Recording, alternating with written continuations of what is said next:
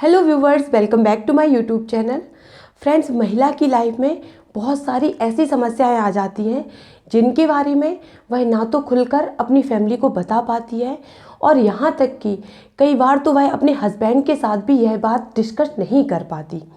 कभी कभी ऐसा भी हो जाता है कि आपको खुद भी मालूम नहीं होता कि आपको क्या प्रॉब्लम है, लेकिन कुछ समस्याएं आपके लिए बहुत ज़्यादा हानिकारक होती हैं। इन्हीं समस्याओं में से एक है आपके प्राइवेट पार्ट का ढीला हो जाना। ज़्यादातर महिलाएं यह मानती हैं कि समय के साथ उनका नीचे का हिस्सा ढीला हो जाता है और ऐसा होना एक प्राकृतिक प्रक्रिया है, किंतु फ्रेंड्स, इसका एक मुख्य कारण शरीर में हार्मोन्स का डिसबैलेंस भी होता है, जिसकी जानकारी ना तो आपके हस्बैंड यानी कि आपके पति को होती है, साथ ही आपको भी इस बारे में कोई जानकारी नहीं होती और आपके पति भी यही समझते हैं कि प्राइवेट पार्ट का ढीला होना एक नेचुरल प्रक्रिया है, यह अपने आप हो रहा है, साथ ही इसे ठीक नहीं किया जा सकता।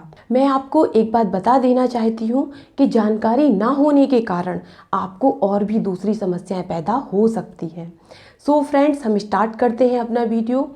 आज हम इसी समस्या के बारे में इस वीडियो में डिस्कस करेंगे, जिससे कि आप सभी इस समस्या को हल कर पाएंगे। चाहे यह समस्या आपको हो या फिर आपके किसी जानने वाले को हो, आप बहुत ही आसानी से अपनी समस्या से छुटकारा पा लेंगे और आप अपने दोस्तों के साथ इस वीडियो को शेयर कर सकते हैं, जिससे कि यदि उन्हें यह प्रॉब्लम है तो इस समस्या से छुटकारा मिल जाए। फ्रेंड्स, जैसे जैसे हमारी उम्र बढ़ती है, हमारे सेल्स हर बार हर दिन अपने आप को डबल कर लेते हैं और नए सेल्स बन जाते हैं। हमारे शरीर के अंदर जो जीन होता है वह भी लगातार घिसता चला जाता है, जिससे समय के साथ सेल्स सही से डिवाइड नहीं हो पाते। इसी कारण हमें बुढ़ापा भी आ जाता है। फ्रेंड्स, जब उम्र बढ़ती है तो सेल्स कई बार डिवाइड हो चुके होते हैं और उनके अंदर इलास्टिसिटी को बरकरार रखने की क्षमता कम होती चली जाती है, जिससे कि 40 साल की उम्र के बाद आपके प्राइवेट पार्ट की इलास्टिसिटी कम हो जाती है और इसी वजह से आपका जो नीचे का हिस्सा है उसकी स्किन ढीली हो जाती है। दूसरा कारण ज़्यादा बच्चे पैदा होना। दोस्तों, जब भी कोई बच्चा बर्थ लेता है यानी कि जन्म लेता है तो उस समय आपके प्राइवेट पार्ट पर बहुत ज़्यादा प्रेशर पड़ता है, उसमें बहुत ज़्यादा खिंचाव आता है, जिसके कारण वह नेचुरली ढीला हो जाता है। पहले के समय में महिलाओं को बर्थ के बाद कुछ औषधियाँ दी जाती थी, जिससे कि जो उनके प्राइवेट पार्ट की स्किन है वह अपने आप को रिस्टोर कर लेती थी, अपनी पुरानी पोजीशन में वापस आ जाती थी।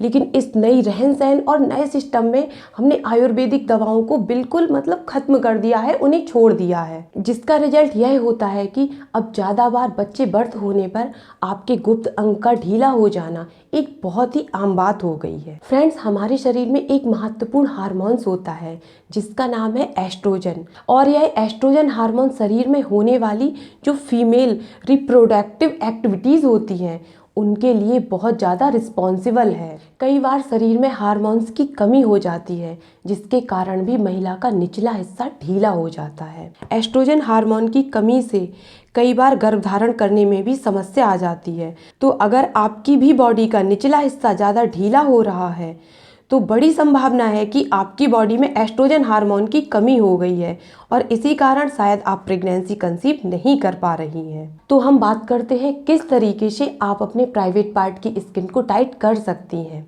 उसको रिस्टोर कर सकती हैं। फ्रेंड्स, विदेशों में महिला अपने प्राइवेट पार्ट को टाइट करवाने के लिए सर्जरी का सहारा लेती हैं। यह काफ़ी खर्चीली प्रक्रिया है, किंतु इस प्रक्रिया का सबसे बड़ा फ़ायदा यह होता है कि इससे रिजल्ट बहुत ही जल्दी मिल जाता है। सर्जरी करके अनावश्यक स्किन को बाहर निकाल दिया जाता है और स्किन को सिल दिया जाता है। कुछ दिनों बाद टाँके ठीक हो जाते हैं और जो महिला का प्राइवेट पार्ट है वह टाइट हो जाता है। लेकिन इस तरीके के कुछ हानिकारक प्रभाव भी होते हैं। इसमें महिला को सर्जरी के बाद कई बार ज़्यादा समय लग जाता है रिकवर होने में। टाँकों के निशानों को जाने में भी अधिक समय लग जाता है। कई बार अधिक दबाव लगने पर यह टाँके खुल जाते हैं, जिससे कि महिला को दोबारा टाँके लगवाने की समस्या का सामना करना पड़ सकता है। दूसरा तरीका है योगा। दोस्तों, योगा के मामले में भारत एक ऐसा देश है जिसे विश्व गुरु कहना गलत नहीं होगा।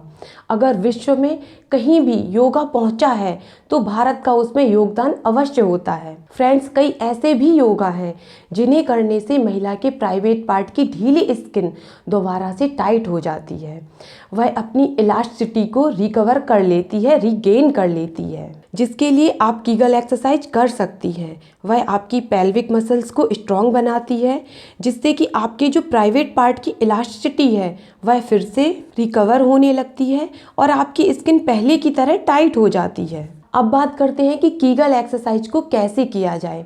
कीगल एक्सरसाइज करते समय आप चाहें तो लेटकर कर सकती हैं और बैठकर भी आप इस एक्सरसाइज को कर सकती हैं। इस एक्सरसाइज के अंदर जब भी आप सांस लें तो सांस लेते समय आपको अपने बॉडी पार्ट का निचला हिस्सा अंदर की ओर खींचना है और जब आप सांस बाहर निकालें तो आपको अपना जो बॉडी पार्ट का निचला हिस्सा है उसे बाहर की ओर पुश करना है। लेकिन जैसा कि हम जानते हैं कि योग से फ़ायदा तुरंत नहीं मिलता, आपको इस एक्सरसाइज को कम से कम 1 से 2 महीने तक करना पड़ेगा, उसके बाद ही आपको इसका फ़ायदा दिखाई देगा। इसके अलावा योगा करने से कोई भी डिसएडवांटेज यानी कि साइड इफ़ेक्ट नहीं होता।